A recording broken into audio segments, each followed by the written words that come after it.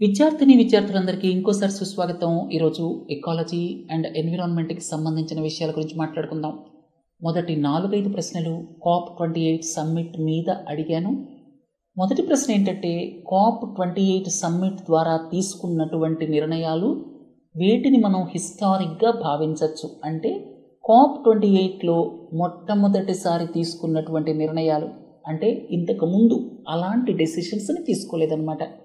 రెండో ప్రశ్న ఏంటంటే, అడాప్టేషన్తో పోలిస్తే మిటిగేషన్కి ఎందుకు ఎక్కువ ఫైనాన్స్ వస్తోంది? రెండు ప్రముఖమైనటువంటి డిక్లరేషన్స్ ఏవైతే ఉన్నాయో, క్లైమేట్ అండ్ హెల్త్ డిక్లరేషన్ కావచ్చు, గ్లోబల్ మిథేన్ ప్లెడ్జ్ కావచ్చు, ఈ రెండిటిలో ఇండియా ఎందుకు భాగస్వామి కాదు? తర్వాత COP28 గురించి క్రిటిక్స్ ఏ రకంగా కామెంట్ చేశారు?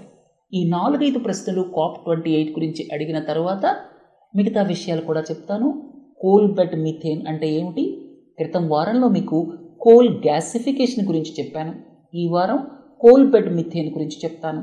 తర్వాత హ్యూమన్ హెల్త్ పరంగా చూస్తే ఈ మూడిటి మధ్య డిఫరెన్స్ ఏమిటి? సాచ్యురేటెడ్ ఫ్యాట్స్, అలాగే అన్సాచ్యురేటెడ్ ఫ్యాట్స్, ట్రాన్స్ ఫ్యాట్స్. అలాగే ట్రాన్స్ ఫ్యాట్స్ వాడకం ఈ మధ్య కాలంలో గత 20-30 ఏళ్లలో ఎందుకంత గణనీయంగా పెరిగింది? అలాగే ట్రాన్స్ ఫ్యాట్స్, సాచ్యురేటెడ్ ఫ్యాట్స్ ఈ రెండు ఆరోగ్యానికి ఎందుకంత హానికరం? ఎల్డిఎల్ కొలెస్ట్రాల్, హెచ్డిఎల్ కొలెస్ట్రాల్ మధ్య ఉన్నటువంటి డిఫరెన్స్ ఏమిటి? ఇలాంటివన్నీ కూడా మీకు క్లియర్గా రాగల 30 నిమిషాల పాటు ఎక్స్ప్లెయిన్ చేస్తాను. చివరిదాకా వినండి. తర్వాత మొదటి ప్రశ్న, COP28లో తీసుకున్నటువంటి హిస్టారిక్ డెసిషన్స్ ఏమిటి? మొదటిది transition away from fossil fuels. Fossil fuels అంటే కోల్, క్రూడ్ ఆయిల్ ఇవన్నీ వస్తాయి కదా, వీటి నుంచి దూరంగా జరగాలి, ఆ ప్రయత్నం ఎప్పటి నుంచి స్టార్ట్ అవ్వాలి అని చెప్పి నిర్ణయం తీసుకున్నారు. ఇది హిస్టారిక్గా చెప్పుకోవచ్చు. అలాగే లాస్ అండ్ డ్యామేజ్ ఫండ్ అనేటువంటిది COP26లోనే ఒక అంగీకారానికి వచ్చినప్పటికీ కూడా ఇప్పుడు దాన్ని ఆపరేట్ చేయడం జరిగింది. మీ అందరికీ తెలుసు, వరల్డ్ బ్యాంక్ అనేది ఇంటరిమ్ సెక్రటేరియట్ ఫర్ 4 years.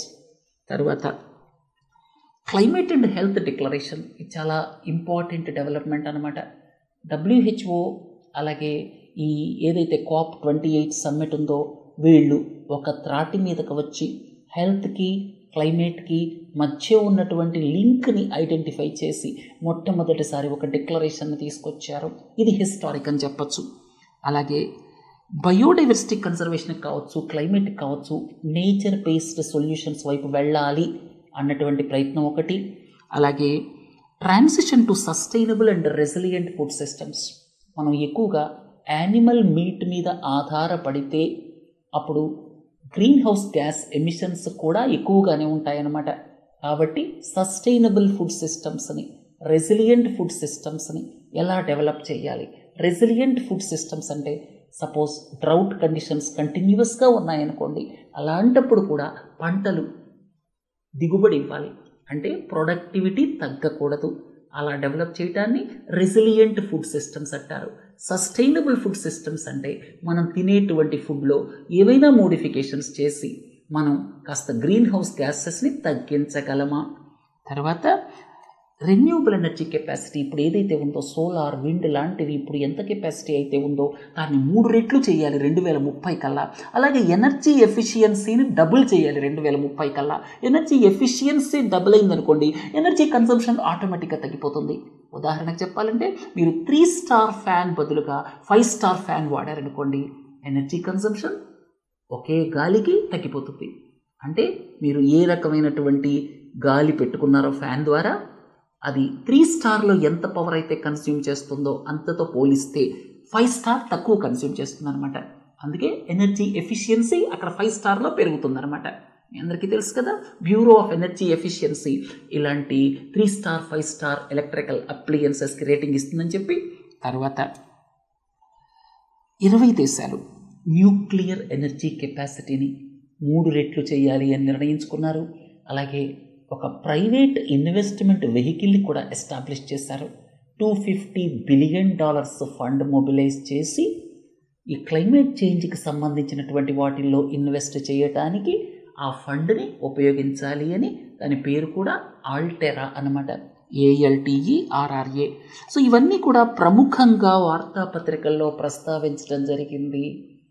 COP28కి సంబంధించి హిస్టారిక్ ఫస్ట్స్ అని చెప్పుకోవచ్చు. రెండవ ప్రశ్న, క్లైమేట్ అండ్ హెల్త్ డిక్లరేషన్.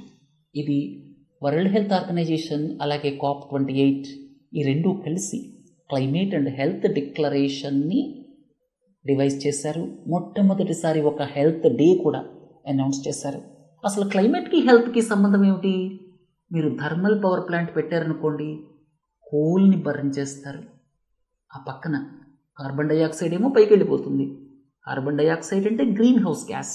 రాబోయే కాలంలో వాతావరణంలో మార్పులకి అది కారణమవుతుంది. అయితే ఆ పక్కన చూడండి, పక్కన ఉన్న వాళ్ళకి సల్ఫర్ డైఆక్సైడ్ పొల్యూషన్ ఉంటుంది, యాసిడ్ రెయిన్ ఉంటుంది, మెర్క్యూరీ రిలీజ్ అవుతుంది. ఇవన్నీ ప్రజలకి హానికరం కదా, హెల్త్ పాడైపోతుంది కదా. కాబట్టి క్లైమేట్ అలాగే హెల్త్ రెండు లింక్ అయి ఉన్నాయని గుర్తుపెట్టుకోండి. ఇది ఎప్పుడో గుర్తించాల్సింది, చాలా ఆలస్యంగానైనా సరే ఇప్పుడు గుర్తించారు. తర్వాత ఇండియా ఎందుకు సంతకం పెట్టలేదంటే ఈ డిక్లరేషన్లో, రాబోయే కాలంలో పెట్టచ్చు, ప్రస్తుతానికైతే పెట్టలేదు. ఎందుకంటే మనకి హెల్త్ కేర్ ఫెసిలిటీస్ గణనీయంగా ఇంక్రీజ్ అవ్వాల్సిన అవసరం ఉంది.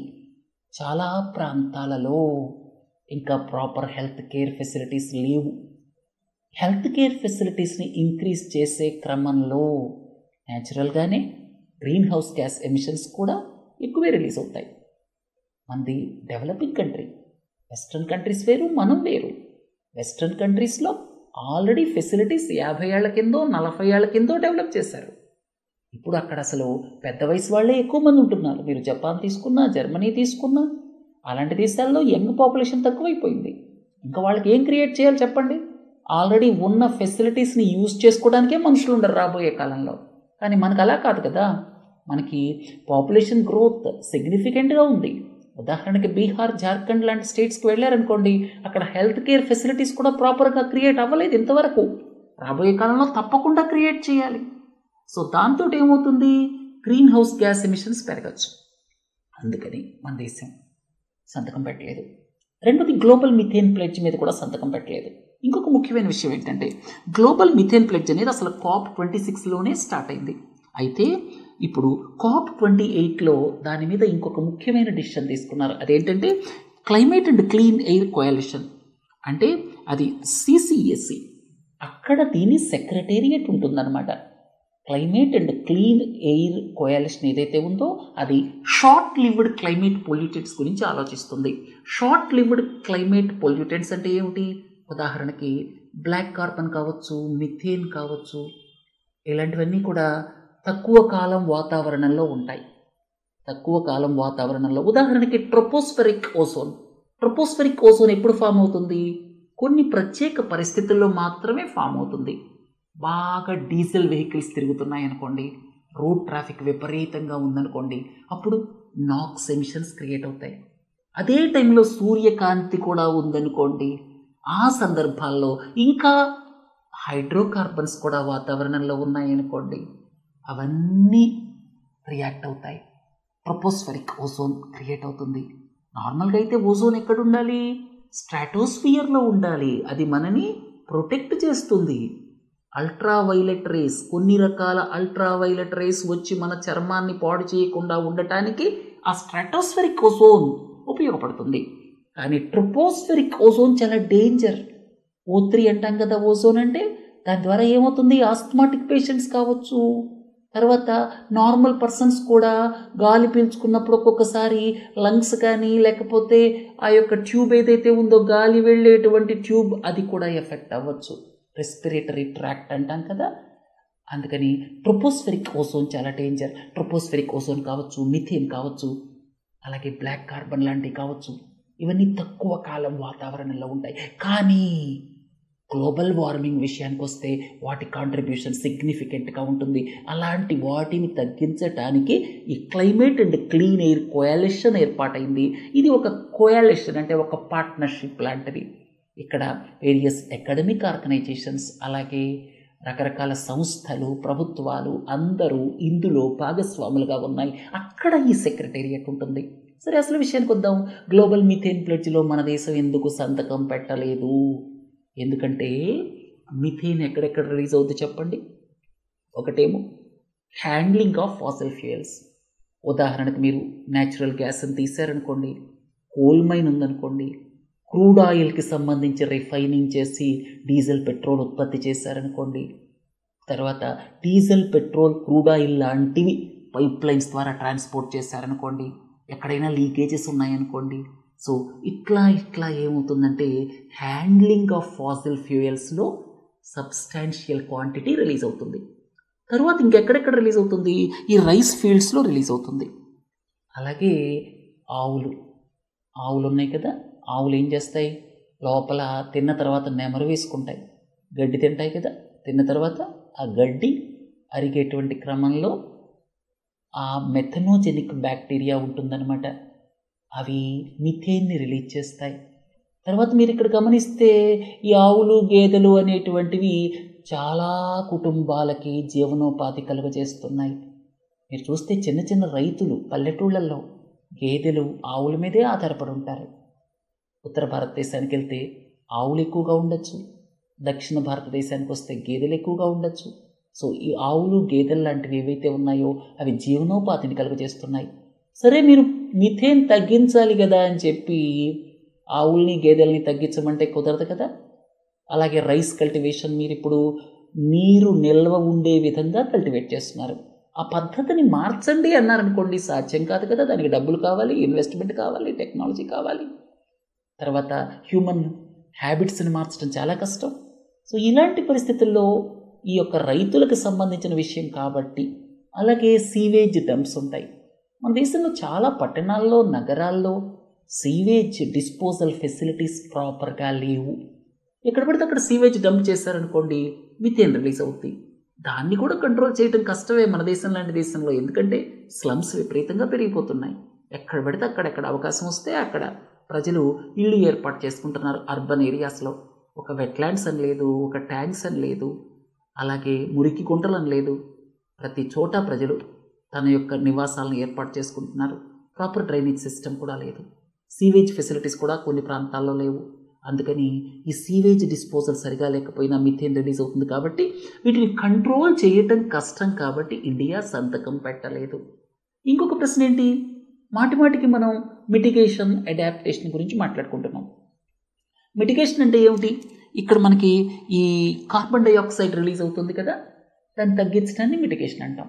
అంటే మీరు coal based thermal power plant బదులుగా సోలార్ పవర్ ప్లాంటో లేకపోతే విండ్ పవర్ ప్లాంటో పెట్టారనుకోండి, అప్పుడు కార్బన్ డైఆక్సైడ్ తగ్గిస్తాం కదా, దాన్ని మిటిగేషన్ అంటాం. అడాప్టేషన్ అంటే ఏమిటి, వర్షాలు పట్టలేదు, వాతావరణంలో వచ్చిన మార్పుల మూలంగా వర్షాలు పట్టలేదు. ఇక్కడ చూడండి ఎలా ఎండిపోయిందో ఈ చెరువు ఎండిపోయిన తర్వాత కూడా అక్కడ ఏదైనా సరే డ్రౌట్ రెసిస్టెంట్ క్రాప్స్ని మనం పండించగలగాలి. అంటే ఈ క్లైమేట్ చేంజెస్ని తట్టుకునే విధంగా మనం క్రాప్స్ని పండించగలగాలి. దానికి సరైనటువంటి వెరైటీస్ని డెవలప్ చేయాలి, రైతులకి ప్రాపర్గా ఎడ్యుకేట్ చేయాలి. ఇలాంటి ప్రాసెసెస్ అన్నీ అడాప్టేషన్ కింద వస్తాయి. ఒకవేళ తరచుగా వరదలు వస్తున్నాయి అనుకోండి, ఉదాహరణకి మొన్న తూత్తుకుడి డిస్ట్రిక్ట్లో 95 సెంటీమీటర్ల వర్షం పడితే వరదలు వచ్చాయి కదా. సో అలాంటి క్లైమేట్ ఎక్స్ట్రీమ్స్ రాబోయే కాలంలో పెరుగుతాయి. లో లయింగ్ ఏరియాలో ఉన్న వాళ్ళకి ఏం చేయాలి, మనం వాళ్ళు షిఫ్ట్ చేయాలి. ఇవన్నీ అడాప్టేషన్లో భాగం అన్నమాట. సీ కోస్ట్ పక్కన ఉన్న వాళ్ళని, ఇప్పుడు సీ లెవెల్ రాబోయే కాలంలో రైజ్ అయిపోతుంది కదా, వాళ్ళని కూడా షిఫ్ట్ చేయాలి. సైక్లోన్స్ ఎక్కువ అవుతాయి, అందుకని సీ కోస్ట్లో ఉన్న వాళ్ళకి సంబంధించి ప్రొటెక్షన్ తీసుకోవాలి. ఇవన్నీ చేయటానికి డబ్బులు కావాలి. అవి హిస్టారికల్ ఎమిటర్స్ ఎవరైతే ఉన్నారో, యూరోపియన్ యూనియన్ కంట్రీస్ కావచ్చు, యుఎస్ఏ కావచ్చు, వాళ్ళ మీద బాధ్యత ఉంది. కానీ ఈ అడాప్టేషన్కి అనుకున్న విధంగా ఫైనాన్స్ రావటం లేదు. మిటిగేషన్కి మాత్రం వస్తుంది కొంతవరకు, కొంతలో కొంత బెటరే. ఎందుకని మిటిగేషన్కి వస్తుందంటే, మిటిగేషన్కి సంబంధించి ఈజీ అన్నమాట. అంటే ఇక్కడ ఆ ప్రాజెక్ట్స్ని ఐడెంటిఫై చేయటం ఈజీ, తర్వాత ఫైనాన్స్ చేయటం కూడా ఈజీ. మీరు ఉదాహరణకి కోల్ బేస్డ్ పవర్ ప్లాంట్ బదులుగా నేను సోలార్ ప్లాంట్ని తీసుకొస్తానన్నారనుకోండి, అక్కడ మీరు ఈజీగా ఐడెంటిఫై చేయొచ్చు, అక్కడ క్లియర్గా గెయిన్స్ కనబడుతున్నాయి. అడాప్టేషన్ అనుకోండి, ప్రభుత్వాలు కొన్నిసార్లు ఆ యొక్క చర్యలు తీసుకోవచ్చు, అది ఓవరాల్ పాపులేషన్కి సంబంధించింది. ప్రభుత్వాలు ఏదో కమిట్ చేస్తాయి కానీ చర్యలు తీసుకోవు. అందుకే ఏదైతే క్వాలిటేటివ్ అవుట్పుట్ ఉందో అది అడాప్టేషన్కి సంబంధించి మెజర్ చేయటం కష్టం. మిటిగేషన్కి అయితే ఈజీగా ఆప్షన్స్ ఉంటాయి, ఈజీగా మెజర్ చేయొచ్చు. రెండోది ఏంటంటే మిటిగేషన్ అనేటువంటిది ప్రపంచవ్యాప్తంగా బెనిఫిట్ అవుతుంది. మీరు అమెజాన్ని ప్రొటెక్ట్ చేసుకున్నారనుకోండి, అమెజాన్ రెయిన్ ఫారెస్ట్ని, అప్పుడు ప్రపంచవ్యాప్తంగా అడ్వాంటేజ్ అవుతుంది. అలాగే మీరు కోల్ బేస్డ్ పవర్ ప్లాంట్స్ ఒక ప్రాంతంలో తగ్గిస్తే ప్రపంచవ్యాప్తంగా క్లైమేట్ మీద దాని ఇంపాక్ట్ ఉంటుంది. అంటే ఏంటంటే మిటిగేషన్ ఎక్కడ జరిగినా సరే దాని ఇంపాక్ట్ ప్రపంచవ్యాప్తంగా ఉంటుంది, దాని బెనిఫిట్స్ ప్రపంచవ్యాప్తంగా ఉంటాయి. అడాప్టేషన్ అనేటువంటిది ఆ ప్రాంతానికి, ఆ ప్రజలకే పరిమితమైంది. అందుకే గ్లోబల్ ఆర్గనైజేషన్స్ ఏవైతే ఉన్నాయో అవి అడాప్టేషన్ ఫైనాన్స్ మీద అంత దృష్టి పెట్టడం లేదు. 3 రకాలు మీకు అర్థమయ్యే ఉంటాయి ఇప్పుడు. ఒకటేమో మిటిగేషన్, తగ్గించటం.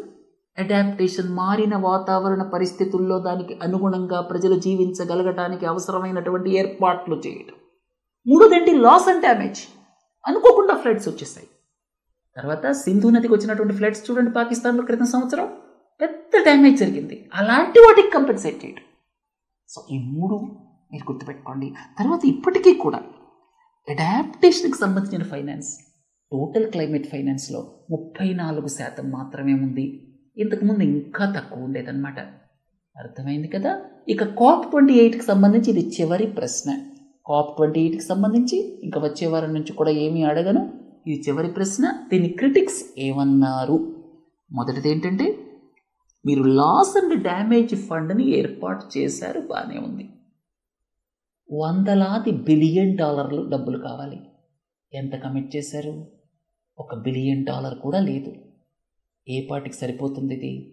America historical emitter. తప్పులో సగం వాళ్ళదే పాత్ర. ఇవాళ మనం ఎదుర్కొంటున్న ఈ పరిస్థితికి అమెరికా వాళ్ళు కూడా ప్రధాన కారణం. యూరోపియన్ కంట్రీస్ లాగా వాళ్ళే హిస్టారికల్ ఎమిటర్స్ కదా. డబ్బులు ఇచ్చేటప్పుడు మాత్రం ముందుకు రారు. $17 మిలియన్ ఇచ్చారు. అమెరికా లాంటి దేశం కనీసం $1 బిలియన్ ఇవ్వాలి. సో ఫైనాన్సింగ్ ఎక్కడి నుంచి వస్తుంది? మీరు సెక్రటేరియట్ తీసుకెళ్ళి వరల్డ్ బ్యాంక్తో పెట్టారు. వరల్డ్ బ్యాంక్తో సెక్రటేరియట్ ఉంటే వాళ్ళ రూల్స్కి చచ్చిపోతాం. ఇప్పటికే వరల్డ్ బ్యాంక్ ఏదైనా లోన్ ఇవ్వాలంటే 1,00,000 ప్రశ్నలు అడుగుతుంది. ఇలాంటిది కంటిన్యూ అయితే ఈ డెవలపింగ్ కంట్రీస్కి, అండర్ డెవలప్డ్ కంట్రీస్కి ఎలా వస్తుంది ఫైనాన్స్? ఇంకోటి ఏంటి, transition away from fossil fuels అన్నారు మీరు. అంటే బాగానే ఉంది అంతవరకు. ఫాసిల్ ఫ్యూయల్స్కి సంబంధించి మేము దూరంగా జరుగుతామని చెప్పి దానికి ఒక మెలిక పెట్టారు.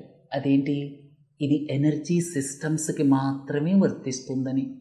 ఇక మీరు ఇవి తీసుకొచ్చి, అంటే ఉదాహరణకి క్రూడ్ ఆయిల్ తీసుకొచ్చి ప్లాస్టిక్స్ తయారు చేశారనుకోండి, దానికి వర్తించదు. సో ఇలాంటి మెలికలు పెట్టుకుంటే కష్టం కదా. రెండోది ట్రాన్సిషనల్ ఫ్యూయల్స్ గురించి మాట్లాడారు.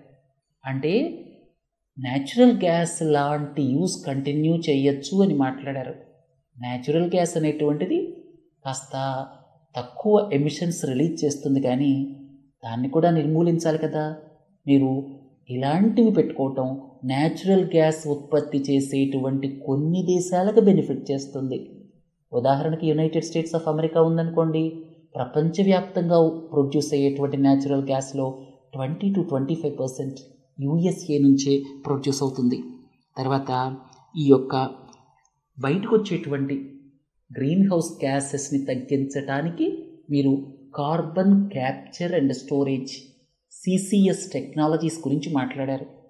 అవి ఇంతవరకు విరివిగా అందుబాటులోకి రాలేదు. అమెరికా లాంటి దేశాల్లోనే అవి ఇంతవరకు విరివిగా వాడటం లేదు. ఓన్లీ ఎక్స్పెరిమెంటల్ బేసిస్లో వాడుతున్నారు. ఎప్పటికి అందుబాటులోకి వచ్చాను, ఎప్పటికీ ఈ డెవలపింగ్ కంట్రీస్లోకి వచ్చాను, అండర్ డెవలప్డ్ కంట్రీస్లోకి వచ్చాను, వీటికి సంబంధించి ఫైనాన్స్ ఎవరిస్తారు? టెక్నాలజీ ఒకవేళ ఇన్వాల్వ్ అయితే ఆ టెక్నాలజీ ట్రాన్స్ఫర్ జరుగుతుందా లేదా? క్లారిటీ లేదు. తర్వాత మీరు గ్లోబల్ స్టాక్ టేక్, మొట్టమొదటిసారి గ్లోబల్ స్టాక్ టేక్ చేశారు.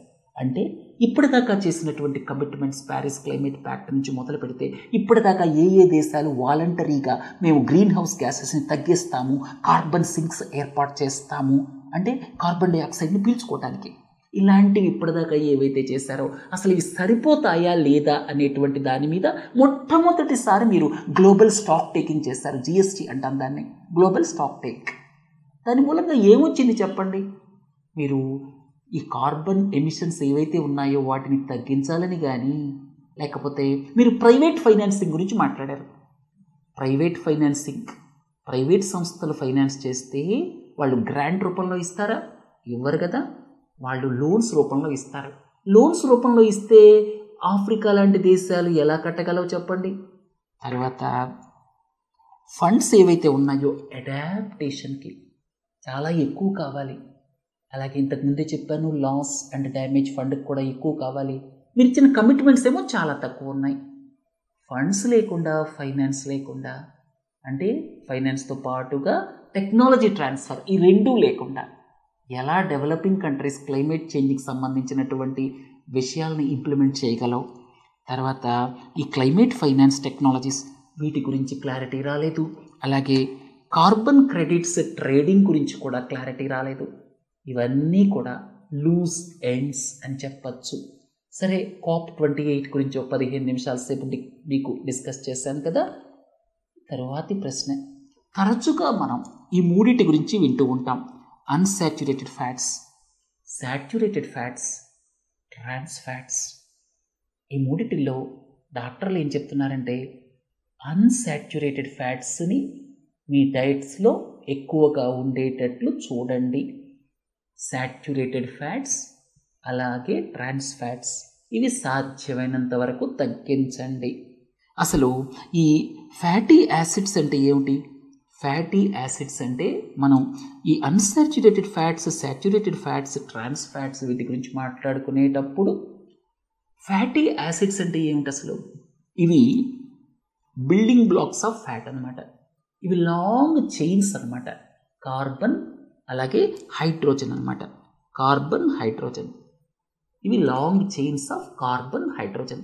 అసలు ఈ అన్సాచ్యురేటెడ్, సాచ్యురేటెడ్ అని చెప్పి ఎందుకు అన్నారు? అన్సాచ్యురేటెడ్ అంటే ఇక్కడ హైడ్రోజన్ ఏదైతే ఉందో హైడ్రోజన్ యాటమ్స్ పూర్తిగా సాచ్యురేట్ అయ్యి ఉండవు. చూడండి, ఇక్కడ గ్యాప్స్ ఉన్నాయి. ఆ గ్యాప్స్ ఏవైతే ఉన్నాయో అంటే కార్బన్ యాటమ్స్తో హైడ్రోజన్ యాటమ్స్ పూర్తిగా సాచ్యురేట్ అయ్యి ఉండవు, కొన్ని గ్యాప్స్ ఉంటాయి. సాచ్యురేటెడ్ ఫ్యాట్స్ అంటే అలాంటి గ్యాప్స్ ఏమీ ఉండవు అన్నమాట. తర్వాత ఈ ట్రాన్స్ ఫ్యాట్స్ చూడండి, ఇక్కడ ట్రాన్స్ ఫ్యాట్స్ అనేటువంటివి కూడా ఈ అన్సాచ్యురేటెడ్ ఫ్యాట్స్ కిందకే వస్తాయి. అంటే కొన్ని గ్యాప్స్ ఇక్కడ కూడా ఉంటాయన్నమాట. తర్వాత ఇక్కడ ఏం చేస్తారంటే కొంత హైడ్రోజనేషన్ ప్రాసెస్ ద్వారా మీరు వెజిటబుల్ ఆయిల్స్ని తీసుకొని హైడ్రోజనేషన్ ప్రాసెస్ ద్వారా వాటి లైఫ్ని పెంచడానికి, మళ్ళీ వాడటానికి, ఎక్కువ కాలం నిల్వ ఉండటానికి, ఒక రకమైన టేస్ట్ ఇవ్వటానికి చేసేటువంటి ప్రయత్నమే ట్రాన్స్ ఫ్యాట్స్ అన్నమాట. అర్థమైంది కదా. న్యాచురల్గా దొరికేమో అన్సాచ్యురేటెడ్, సాచ్యురేటెడ్. ట్రాన్స్ ఫ్యాట్స్ అనేది ఆర్టిఫిషియల్గా ప్రొడ్యూస్ చేస్తాం. అఫ్కోర్స్ ట్రాన్స్ ఫ్యాట్స్ మామూలు న్యాచురల్ ప్రోడక్ట్స్లో కూడా ఉంటాయి. దాని గురించి నేను మీకు తర్వాత చెప్తాను. అంటే ఇక్కడ చూడండి, unsaturated fats, saturated fats, trans fats. ఇక ట్రాన్స్ ఫ్యాట్స్ గురించి క్లారిటీ ఇస్తున్నాను. అవి న్యాచురల్ ప్రోడక్ట్స్లో కూడా ఉంటాయి. అలాగే ఎక్కువ వాడేది ఆర్టిఫిషియల్గా తయారు చేసినవి అనమాట. త్రూ హైడ్రోజనేషన్ ప్రాసెస్ అంటాం. సరే, ఈ అన్సాచ్యురేటెడ్ ఫ్యాట్స్ వీటిల్లో ఉంటాయి. నట్స్, అలాగే మీకు కొన్ని రకాల వెజిటబుల్స్, అవకాడోస్. సో వీటిల్లో మీకు అన్సాచ్యురేటెడ్ ఫ్యాట్స్ ఎక్కువగా ఉంటాయి. అంటే మీరు వెజిటబుల్స్ కావచ్చు, రకరకాల నట్స్ కావచ్చు, సీడ్స్ కావచ్చు, కొన్ని రకాల ఫ్రూట్స్ కావచ్చు, అవకాడో లాంటివి, వీటిల్లో అన్సాచ్యురేటెడ్ ఫ్యాట్ ఉంటుంది. ఆరోగ్యానికి ఇవి మంచివి. మీకు కొలెస్ట్రాల్ గురించి తెలిస్తే 2 రకాల కొలెస్ట్రాల్స్ ఉంటాయి. HDL cholesterol, LDL cholesterol. HDL cholesterol అనేటువంటి దాన్ని మంచి కొలెస్ట్రాల్ అంటారు, గుడ్ కొలెస్ట్రాల్ అంటారు. LDL కొలెస్ట్రాల్ అనేటువంటి దాన్ని బ్యాడ్ కొలెస్ట్రాల్ అంటారు. HDL కొలెస్ట్రాల్ ఎక్కువ ఉండాలి, LDL కొలెస్ట్రాల్ తక్కువ ఉండాలి. సో మీరు ఈ సాచ్యురేటెడ్ ఫ్యాట్స్ కానీ లేకపోతే ట్రాన్స్ ఫ్యాట్స్ కానీ ఎక్కువ తిన్నారనుకోండి, గుడ్ కొలెస్ట్రాల్ తగ్గిపోతుంది, బ్యాడ్ కొలెస్ట్రాల్ పెరుగుతుంది అన్నమాట. ఇక్కడ మీరు అన్సాచ్యురేటెడ్ ఫ్యాట్స్ తింటే మీకు అడ్వాంటేజ్ ఏంటంటే క్యాలరీ ఇంటేక్ కూడా తక్కువ ఉంటుందన్నమాట. మనం ఎన్ని తిన్నా కూడా ఓవరాల్ క్యాలరీ ఇంటేక్ తక్కువ ఉంటుంది. తర్వాత ఇక్కడ గుడ్ కొలెస్ట్రాల్ అనేటువంటిది పెరుగుతుంది, బ్యాడ్ కొలెస్ట్రాల్ అనేది తగ్గుతుంది. అదే మీరు సాచ్యురేటెడ్ ఫ్యాట్ అలాగే ట్రాన్స్ ఫ్యాట్స్ ఎక్కువ యూజ్ చేశారనుకోండి, అప్పుడేం జరుగుతుంది, గుడ్ కొలెస్ట్రాల్ తగ్గుతుంది, బ్యాడ్ కొలెస్ట్రాల్ పెరుగుతుందన్నమాట. ఇక్కడ చూడండి ఏ ఏ ప్రోడక్ట్స్లో ఈ రకమైనటువంటి ఫ్యాటీ యాసిడ్స్ ఉంటాయి అని చెప్పి. చూడండి ఇక్కడ సాచ్యురేటెడ్ ఫ్యాట్స్. సాచ్యురేటెడ్ ఫ్యాట్స్ అనగానే మీకు యానిమల్ ప్రోడక్ట్స్ గుర్తు రావాలి. రకరకాల యానిమల్ ప్రోడక్ట్స్ అంటే మీట్ కావచ్చు, పోర్క్ కావచ్చు, లేకపోతే బీఫ్ కావచ్చు, చికెన్ కావచ్చు, వీటిల్లో సాచ్యురేటెడ్ ఫ్యాట్స్ ఎక్కువ ఉంటాయన్నమాట. ఇవి ఏం చేస్తాయంటే గుడ్ కొలెస్ట్రాల్ని, ఇక్కడ చూడండి high levels of LDL cholesterol increases, అంటే ఇక్కడ ఎల్డిఎల్ కొలెస్ట్రాల్ ఏదైతే ఉందో దాన్ని పెంచుతాయి. ఎల్డిఎల్ కొలెస్ట్రాల్ అంటే బ్యాడ్ కొలెస్ట్రాల్, ఆ బ్యాడ్ కొలెస్ట్రాల్ని పెంచుతాయి అన్నమాట. అందుకే హార్ట్ రిలేటెడ్ కాంపౌండ్ రావచ్చు అని చెప్పి చెప్తున్నారు ఎక్స్పర్ట్స్. తర్వాత ఇంకోటి ఏంటంటే ముఖ్యంగా చెప్పాలంటే వీటి ద్వారా మనకి విటమిన్స్, మినరల్స్ కూడా వస్తాయి. కాబట్టి పూర్తిగా ఎలిమినేట్ చేయటం కాదు, వాటి వాడకాన్ని తగ్గించండి అని ఎక్స్పర్ట్స్ చెప్తున్నారు. మనం ఎక్కువగా తిన్నామనుకోండి మన ఫుడ్లో ఈ మీట్ రిలేటెడ్ ప్రోడక్ట్స్ ఏవైతే ఉన్నాయో బాగా ఎక్కువగా తిన్నామనుకోండి, అప్పుడు ఈ యొక్క బ్యాడ్ కొలెస్ట్రాల్ పెరిగే అవకాశం ఉంది. పూర్తిగా ఎలిమినేట్ చేయటం కూడా కరెక్ట్ కాదని చెప్తున్నారు. ఎందుకంటే ఇక్కడ విటమిన్స్, మినరల్స్ మనకి వీటి ద్వారా వస్తాయి కాబట్టి వీటి వాడకాన్ని బాగా మినిమైజ్ చేయండి అని చెప్తున్నారు. ఇక అన్సాచ్యురేటెడ్ ఫ్యాట్ అనేటువంటిది మీకు ప్లాంట్ సోర్సెస్ ద్వారా వస్తుంది. ప్లాంట్స్ ఇక్కడ చూడండి ఆలివ్స్, లేకపోతే అవకాడో, లేకపోతే నట్స్ కావచ్చు, సీడ్స్ కావచ్చు. ఇంకొక ముఖ్యమైన సోర్స్ ఏంటంటే యానిమల్ ఫుడ్లో ఫిష్ అన్నమాట. ఫిష్ మీరు తిన్నారనుకోండి, ఇక్కడ వచ్చేది అన్సాచ్యురేటెడ్ ఫ్యాట్. అదే మీరు ఇక్కడ బీఫ్, పోర్క్, చికెన్ ఇవి తిన్నారనుకోండి, మీకు వచ్చేది సాచ్యురేటెడ్ ఫ్యాట్ అనమాట. అది డేంజరస్. ఎల్డిఎల్ కొలెస్ట్రాల్ని పెంచుతుంది, బ్యాడ్ కొలెస్ట్రాల్ని పెంచుతుంది. మీరు ఇక్కడ ఉన్నటువంటి ఈ అన్సాచ్యురేటెడ్ ఫ్యాట్స్ అంటే ఫిష్, అలాగే plant sources, nuts, seeds, avocado, olive oil, ఇవన్నీ కూడా అన్సాచ్యురేటెడ్ ఫ్యాట్స్ సమృద్ధిగా ఉంటాయన్నమాట. సో దీన్ని మీరు తీసుకుంటే ఏంటంటే రిస్క్ ఆఫ్ కార్డియోవాస్క్యులర్ డిసీజెస్, హార్ట్కి సంబంధించిన డిసీజెస్కి రిస్క్ తగ్గుతుంది.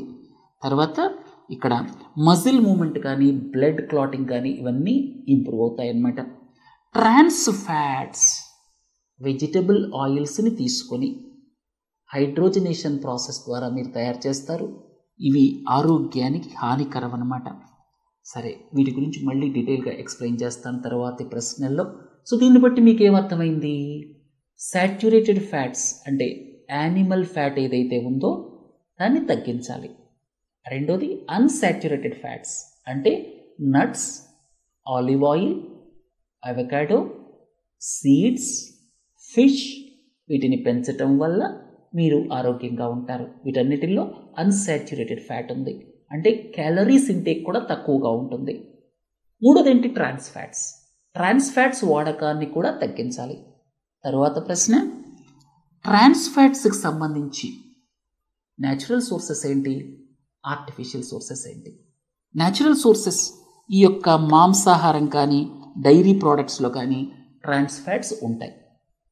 అయితే ఎక్కువ వరీయింగ్ ఫ్యాక్టర్ ఏంటంటే ఈ artificial sources of trans fats. Artificial sources of trans fats అంటే ఏమిటంటే మీరు వెజిటబుల్ ఆయిల్ కానీ, ఫ్యాట్ కానీ తీసుకొని పార్షియల్ హైడ్రోజనేషన్ ద్వారా, ఈ పార్షియల్ హైడ్రోజనేషన్ అంటే ఏమిటి? నార్మల్గా వెజిటబుల్ ప్రోడక్ట్స్లో ఏముండాలి? అన్సాచ్యురేటెడ్ ఫ్యాట్ కదా అది. వెజిటబుల్ ఆయిల్కి సంబంధించి మీరు చూస్తే అది అన్సాచ్యురేటెడ్ ఫ్యాట్. సో మీరు అక్కడ ఉన్నటువంటి గ్యాప్స్ కొన్ని హైడ్రోజన్ ద్వారా ఫిల్ చేస్తామన్నమాట. మొదటే చెప్పాను మీకు, అన్సాచ్యురేటెడ్కి సాచ్యురేటెడ్కి మధ్య తేడా ఏంటంటే ఈ హైడ్రోజన్కి ఖాళీలు ఉంటాయి. కార్బన్ హైడ్రోజన్ చైన్లో హైడ్రోజన్కి ఖాళీలు ఉంటాయి. కొన్ని ఖాళీలని హైడ్రోజనేషన్ ప్రాసెస్ ద్వారా ఫిల్ చేస్తామన్నమాట. దీని మూలంగా చాలా ప్రాపర్టీస్ వస్తాయి. అవేంటంటే ఈ trans fats, artificial trans fats ఏవైతే ఉన్నాయో రూమ్ టెంపరేచర్ దగ్గర సాలిడ్ రూపంలో ఉంటుంది. తర్వాత టేస్ట్ ఇంక్రీజ్ అవుతుంది. తర్వాత life of this vegetable oil increase అవుతుంది. చాలా చీప్ అన్నమాట ఈ హైడ్రోజనేషన్ ప్రాసెస్. యూజ్ చేయటం ఈజీ, రిపీటెడ్ ఫ్రైయింగ్ చేయొచ్చు చాలాసార్లు. సో ఇవి ఈ యొక్క artificial trans fats. But problem ఏంటంటే వీటితోటి మంచి కొలెస్ట్రాల్ని తగ్గిస్తాయి, ఇవి చెడ్డ కొలెస్ట్రాల్ని పెంచుతాయి అన్నమాట. చెడ్డ కొలెస్ట్రాల్ అనగానే ఎల్డిఎల్ కొలెస్ట్రాల్, మంచి కొలెస్ట్రాల్ అంటే హెచ్డిఎల్ కొలెస్ట్రాల్. హెచ్డిఎల్ కొలెస్ట్రాల్ని తగ్గిస్తాయి, ఎల్డిఎల్ కొలెస్ట్రాల్ని పెంచుతాయి. మీకు ఒక ఐడియా వచ్చి ఉంటుంది. Unsaturated fats, saturated fats, trans fats. మీరు ఒక బండ గుర్తులాగా గుర్తుపెట్టుకోండి. అన్సాచ్యురేటెడ్ ఫ్యాట్స్ మంచిది. Primary source various nuts, seeds, olive oil, అలాగే అవకాడో, అలాంటి plant based sources plus fish, ఇవి అన్సాచ్యురేటెడ్ ఫ్యాట్. కాబట్టి ఫిష్ తినటం అనేది చికెన్, మీట్ అవి తినటం కంటే సేఫ్ అని చెప్పచ్చు. తర్వాత ఇంకోటి ఏంటి, మెడిటరేనియన్ డైట్ ఏదైతే ఉందో, మధ్యధరా సముద్రం పక్కన ఉన్న దేశాల్లో ఎక్కువ మంది తినేటువంటిది ఆలివ్ ఆయిల్, అవకాడో ఇలాంటివి ఉంటాయి. కాబట్టి అక్కడ గుండె జబ్బులు కూడా తక్కువ అని తేల్చారనమాట. సో సాచ్యురేటెడ్ ఫ్యాట్ని అంటే యానిమల్ ప్రోడక్ట్స్ని సాధ్యమైనంత వరకు తగ్గించండి. ఆర్టిఫిషియల్ ట్రాన్స్ ఫ్యాట్స్ని కూడా సాధ్యమైనంత వరకు తగ్గించండి. ఇక్కడ మీకు చెప్పాను, ఈ ట్రాన్స్ ఫ్యాట్స్ అనేటువంటివి న్యాచురల్గా ఉంటాయి, ఆర్టిఫిషియల్గా ఉంటాయి. ఇది పార్షియల్ హైడ్రోజనేషన్ అంటే అక్కడ కార్బన్ హైడ్రోజన్ చైన్లో ఉండేటువంటి గ్యాప్స్లో కొన్ని గ్యాప్స్ని హైడ్రోజన్తో ఫిల్ చేస్తారు. అందుకే దాన్ని పార్షియల్ హైడ్రోజనేషన్ అన్నారు. దాంతో చాలా ప్రాపర్టీస్ వస్తాయి వాటికి. రూమ్ టెంపరేచర్ దగ్గర సాలిడ్ రూపంలో ఉండొచ్చు. తర్వాత ఇక్కడ టేస్ట్ పెరుగుతుంది, ఒక ప్రత్యేకమైన టేస్ట్ వస్తుంది.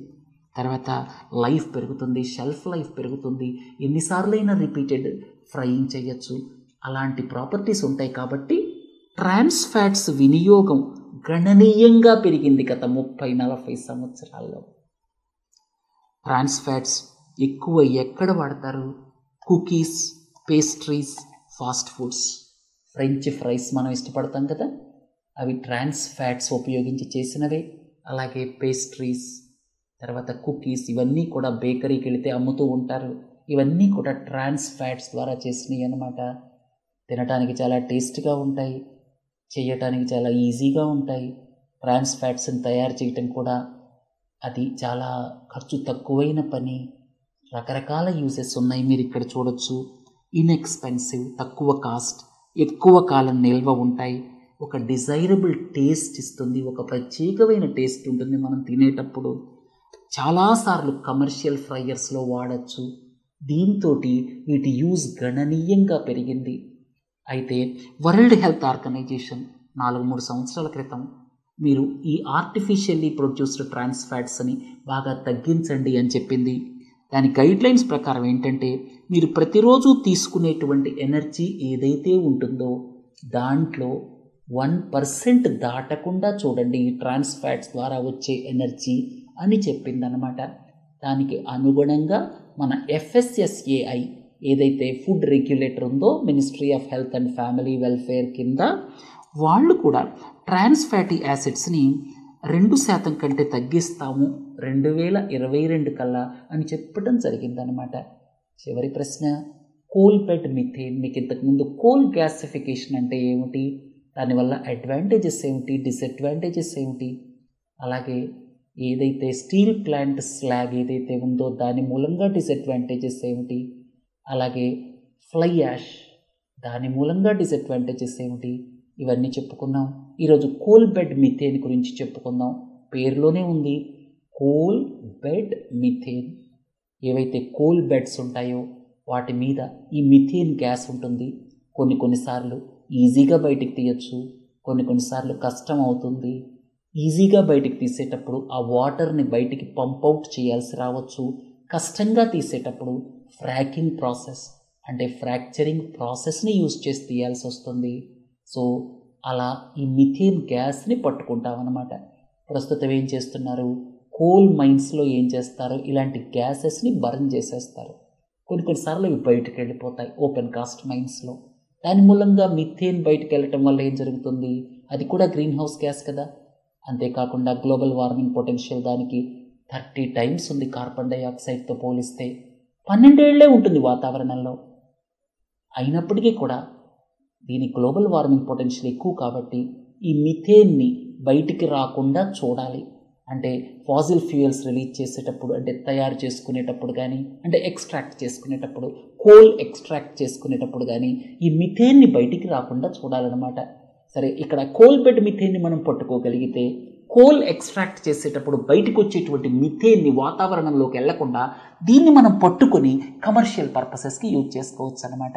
అయితే ఇక్కడ కొన్ని కాంప్లెక్స్ ఇష్యూస్ ఉన్నాయి దీన్ని బయటికి తీయటం. అందుకే ఎన్విరాన్మెంటలిస్ట్ 2-3 విషయాలు ఫ్లాగ్ చేశారు. ఒకటి ఏంటంటే, మీరు అతి కష్టమైనటువంటి ఫ్రాకింగ్ ప్రాసెస్ ద్వారా దీన్ని బయటకు రావాల్సినప్పుడు అప్పుడు ఏమవుతుందంటే ఈ యొక్క గ్రౌండ్ వాటర్ కాంటామినేట్ అయిపోతుంది. ఫ్రాకింగ్ అంటే రకరకాల కెమికల్స్ని కూడా వాడతారు కాబట్టి కొన్నిసార్లు ల్యాండ్ కుంగిపోతుంది. తర్వాత ఈ వేస్ట్ వాటర్ ఏదైతే ఉందో దాన్ని డిస్పోజ్ చేయటం కష్టం. కొన్నిసార్లు వాటర్ బాడీస్ పొల్యూట్ అయ్యే అవకాశం ఉంది. సరే, ఈరోజు ఎకాలజీ అండ్ ఎన్విరాన్మెంట్ గురించి నేర్చుకున్నాం కదా. రేపు ఎకానమీకి సంబంధించిన విషయాల గురించి నేర్చుకుందాం. నమస్తే.